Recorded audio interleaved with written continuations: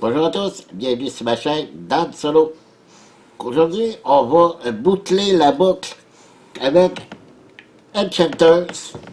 Oui, parce que j'ai fait, ça va être la quatrième vidéo que j'ai fait sur Enchanters. J'ai commencé, bon, avec une vidéo, ben, pas négative, c'est plutôt une vidéo ça m'a permis d'avoir à quel point j'ai eu un support incroyable de votre part, puis que ça m'a aidé à régler mon petit problème, que j'ai pu obtenir le jeu grâce à vous.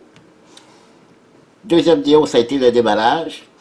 Troisième vidéo que j'ai mis en ligne hier, ça a été la partie que j'ai faite. Et aujourd'hui, ben, je vais vous donner mon appréciation du jeu. Qu'est-ce que j'ai aimé, qu'est-ce que j'ai pas aimé. Je dis toujours que ce n'est pas une critique. J'aime pas le mot critique. Je suis pas quelqu'un qui, premièrement, je suis pas besoin de juger, de critiquer quelque chose que j'ai pas fait. Par contre, je peux donner mon avis. Est-ce que j'ai aimé, parce que quelqu'un peut ne pas l'aimer, si moi je l'ai aimé, ou vice-versa. Donc, c'est ce que moi j'en pense. Et puis de vous montrer un peu les différentes, pas les différentes composantes, mais les différentes façons qu'on peut y jouer, à part en solo et en compétitif. Il y a le mode de coop aussi, que j'y ai joué. Donc, je vais vous parler de tout ça dans cette vidéo-là. On va commencer par le matériel. J'en ai parlé un petit peu dans le déballage. Un très beau matériel. Ça, regardez comme la boîte, là. C'est vraiment très, très, très, très beau. Belle couleur. Que les cartes, je l'ai mentionné à plusieurs reprises, de toute beauté, le design, le graphique, l'artistique des cartes. Je ne sais pas qui l'a fait. Faudrait que j'ai peut-être pas vérifié, là, mais il faudrait que je vérifie. Mais chapeau, si c'est une ou plusieurs personnes qui ont participé à l'artistique des cartes, c'est de toute beauté. Les jetons, vu que c'est la version de luxe, c'est sûr, j'ai tous des jetons en plastique. Même les jetons de carton sont très beaux. Je dirais même que c'est plus beau que les jetons de plastique, parce que c'est sûr que c'est agréable d'avoir des jetons en plastique. Sauf qu'il n'y a pas de couleur. Peut-être qu'il faudrait que je me mette à peinturer, mais je suis pas très fort sur la peinture. Donc là-dessus, c'est bien d'avoir des jetons en plastique. Mais les cartons en couleur, c'est très joli aussi. Ça va très très bien la job. Les tapis d'Auprès, écoutez, moi c'est, comme j'ai dit, c'est vraiment les premiers tapis de jeu, à part ceux de Toit des Mondes que j'ai acheté. Ben lui, c'est vraiment un Kickstarter où que j'ai contribué pour l'avoir. Parce que bien souvent, des jeux de Kickstarter, qu'on nous offre les tapis d'Auprès, mais c'est pas fait pour être inclus dans une boîte. Ceux-là, la boîte, il disait dans la campagne que ça serait inclus. Pouvoir le ranger dans la boîte, alors ça, c'est merveilleux pour ça aussi. L'autre chose, écoutez, écoutez même le carton, là, j'ai parlé les jetons, les cartons, c'est très épais, tout ça. Donc là-dessus, très bonne qualité.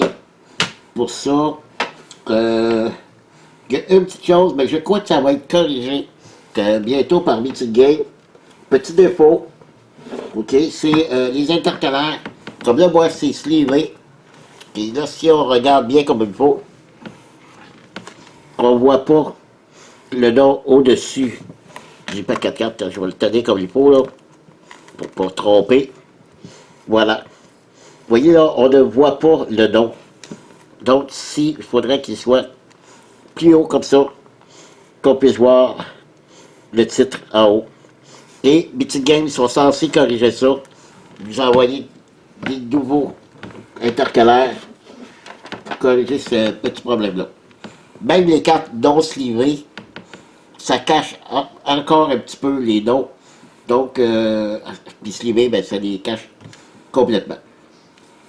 Ben, vous avez vu, j'ai slivé à peu près un petit peu plus de la moitié de mes cartes hier. Ben, je ne sais pas si vous avez vu la vidéo, mais dans ma présentation du jeu hier, beaucoup de cartes étaient slivées, sauf les cartes, les 28 decks du jeu qu'on peut avoir.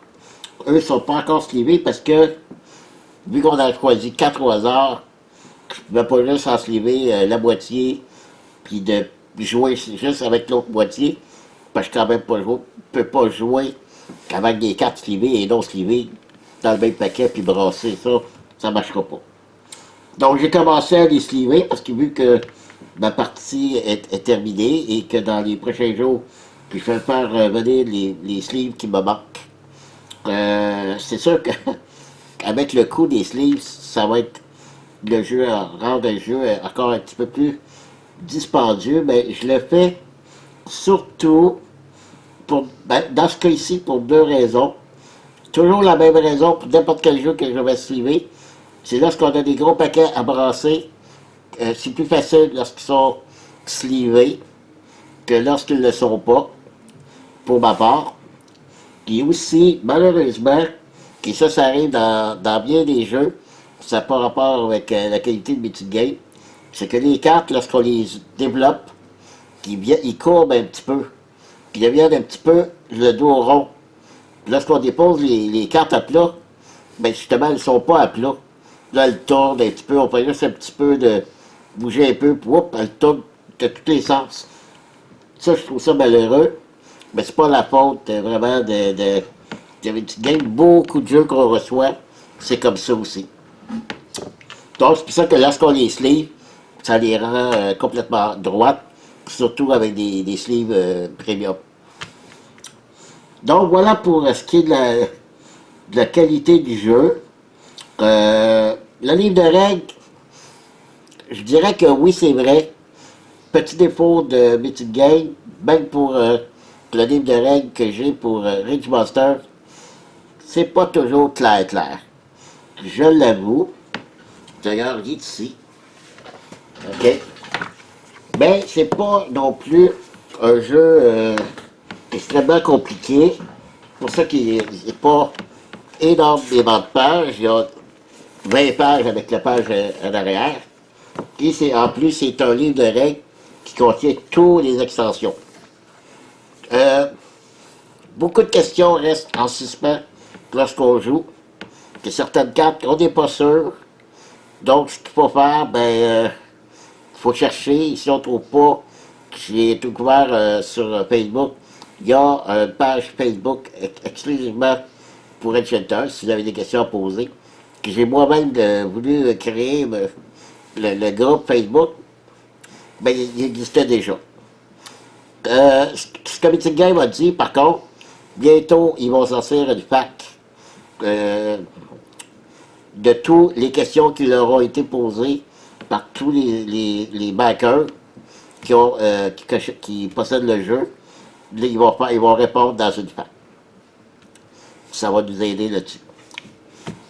Bon, pour ce qui est maintenant du jeu, comme je l'ai dit, j'ai joué à 2 modes de jeu. Avec l'autobot et avec la mode coop.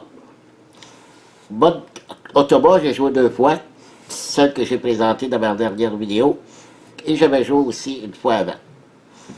Écoutez, c'est merveilleux. J'adore le mode autobot, simple. Si vous n'avez pas vu ma vidéo, allez voir. Elle dure longtemps, mais si vous pouvez juste regarder, si ça ne vous dit pas dans toute la regarder, regardez peut-être juste quelques minutes pour vous donner une idée, c'est quoi l'autobot.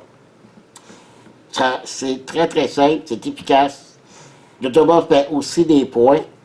Et nous, on a un but à atteindre, c'est de faire 50 points aussi. Donc, c'est de faire 50 points et de battre aussi l'autobot. Je ne dirais pas le résultat de ma game d'hier, que je vais vous laisser le découvrir. Ben, le premier match que j'ai joué, j'ai gagné 59-54. Donc, c'est assez serré. D'après moi, ça peut dépendre aussi des decks. Comme vous savez, il y a 28 decks dans le jeu. On les voit ici, là. Il y en a, tout ce que les icônes que vous voyez, c'est des decks. Puis il y a d'autres choses aussi. C'est pas tous des decks, là, mais il y en a plusieurs. Et puis, exemple, j'ai 4 au hasard que je mélangeais ensemble. Donc, c'est des parties qui sont vraiment différentes l'une de l'autre. Ensuite, comme aussi les maîtres suprêmes, il y en a beaucoup. Vous savez qu'il y a tout ça, tout ce paquet-là, il y en a 33 maîtres suprêmes dans le jeu. Donc, ça en fait quand même beaucoup. Et puis, ça aussi, vous en pigez un au hasard. OK? Et vous suivez ce qui est dans la carte pour jouer. Donc, ça fait une bonne rejouabilité. OK? Même chose pour les, les villages. Il y en a 44 villages. Puis là aussi, c'est tous différents. Et comme j'avais mentionné, les graphiques, c'est très, très, très joli. Il y a une seule carte qui n'est pas faite pour jouer en automa ou en compétitif, mais en coop seulement. C'est la guilde des enchanteurs. Elle, c'est pour jouer en coop. Le reste, vous pouvez tous les prendre. Donc, ça, qui est un très, très bon paquet pour rejouabilité. Je n'ai pas joué avec. On peut rajouter des cartes, les fameux decks mythiques. Je n'y ai pas joué encore avec parce que je voulais me familiariser avec le jeu, puis c'est des cartes qui sont assez méchantes comme ennemis. J'ai pas joué avec les événements. Comme je dis, c'était plus pour me familiariser qu'avec le jeu. J'ai joué le premier match, quand j'ai joué seul, sans filmer. J'ai joué avec les quêtes. Les quêtes, écoutez, je vais vous montrer ici, là. Les quêtes, il y a tout ça. Là, ils sont slivés, OK? Mais c'est toutes des cartes quêtes. Donc, encore là, beaucoup, beaucoup de choix. Qu'est-ce qu'il y a aussi? Il y a un deck blessure.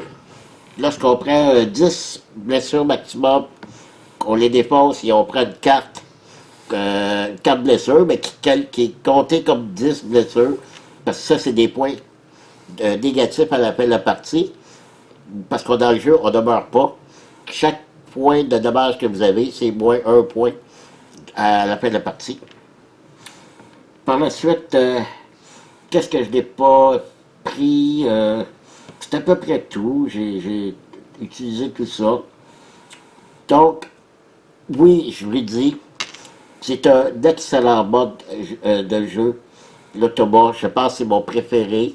Je vais maintenant vous parler du mode coop, qui était pas mal plus difficile, j'avoue que...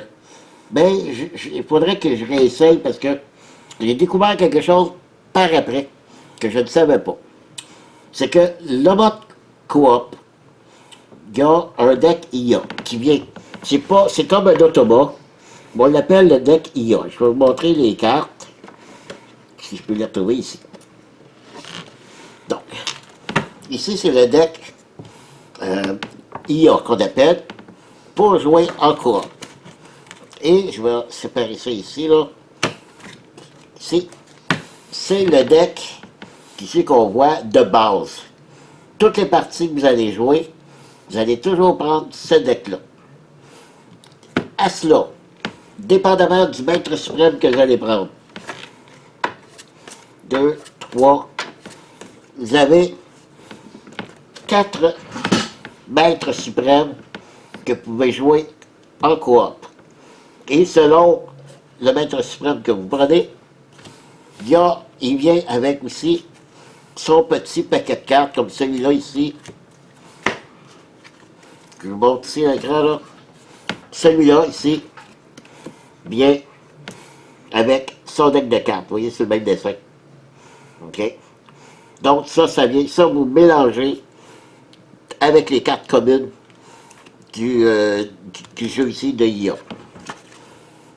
Et ça, il y a de nombreuses choses qui arrivent pendant la partie. Vous allez me dire, ouais, c'est plate, il y a seulement 4 maîtres suprêmes qu'on peut jouer en mode coop. Non. moi j'ai joué avec celui-là ici, qui s'appelle le Conseil gris. C'est plus tard j'ai découvert quelque chose. Dans le jeu, il y avait quelque chose que je ne savais pas à quoi ça servait. Donnez-moi une seconde, je vais replacer ici mes cartes qu'il y a et retrouver ici ça ici. On peut jouer en mode coop avec tous les maîtres suprêmes. Et ça, c'est brillant de la part de Mythic Game. Donc, si je prends au hasard, dans tous les maîtres suprêmes que je vous ai montrés, je prends, mettons, ici, Sir Vragan. OK? Sir Vragan. OK? Ben, ici, ce qui est marqué ici, n'est pas fait pour jouer en coop. Ils ont fait ça ici. OK? Je vais chercher Sir Bragan. Bragan. Donnez-moi un instant que je le trouve.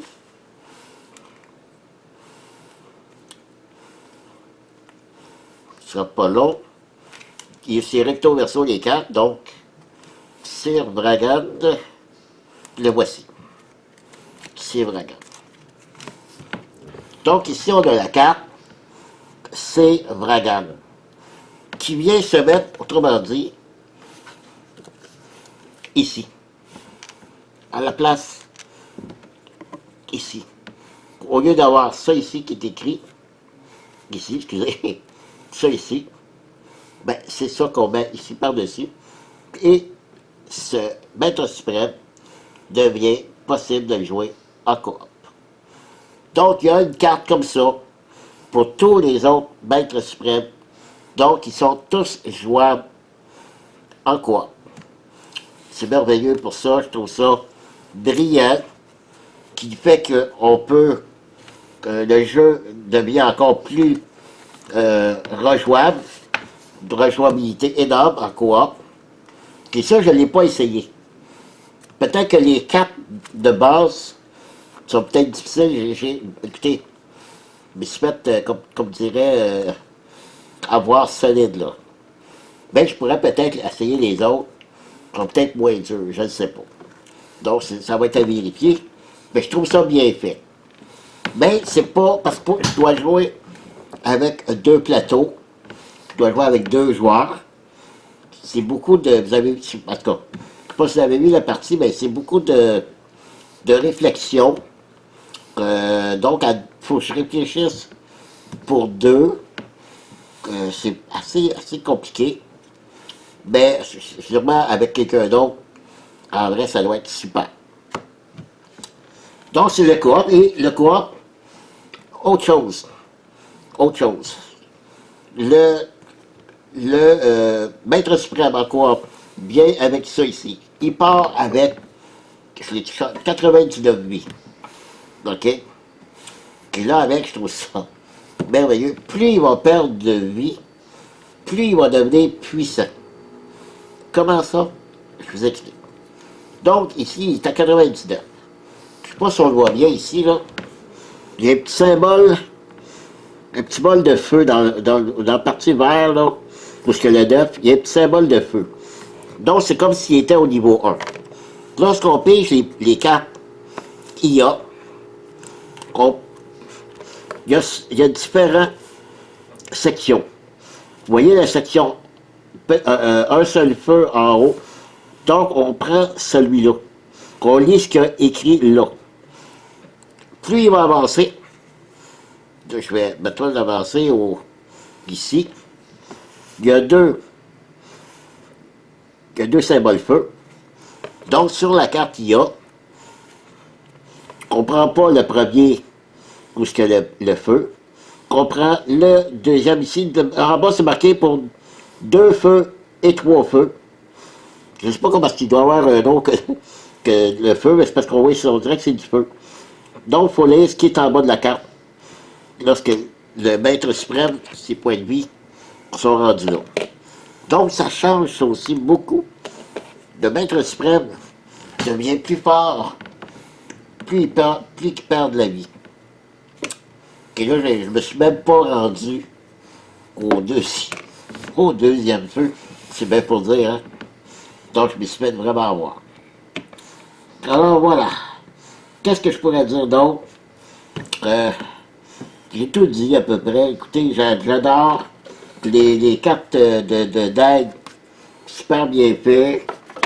Euh, c'est un excellent jeu. Je ne regrette pas du tout, du tout, du tout. Comme j'ai mentionné, lorsque j'avais pas le jeu, c'était pas de perdre l'argent qui me faisait de la peine, c'était vraiment de perdre le jeu. Je le savais que j'aimerais ce jeu. Alors, je suis très, très content de l'avoir. Et si vous aussi, vous l'avez, ou que vous l'attendez, ben, vous me direz des nouvelles. Qu'est-ce que vous en pensez? Laissez-moi des commentaires. Mais pour moi, c'est 2%. Alors voilà, je pense qu'on va faire le tour. Et puis, c'est tout. On boucle la boucle. C'est fini. Et puis, ben, c'est ça, c'est tout. Je vous dis encore merci pour l'aide que vous m'avez apporté et le support. Alors, je vous dis à la prochaine. Bye bye.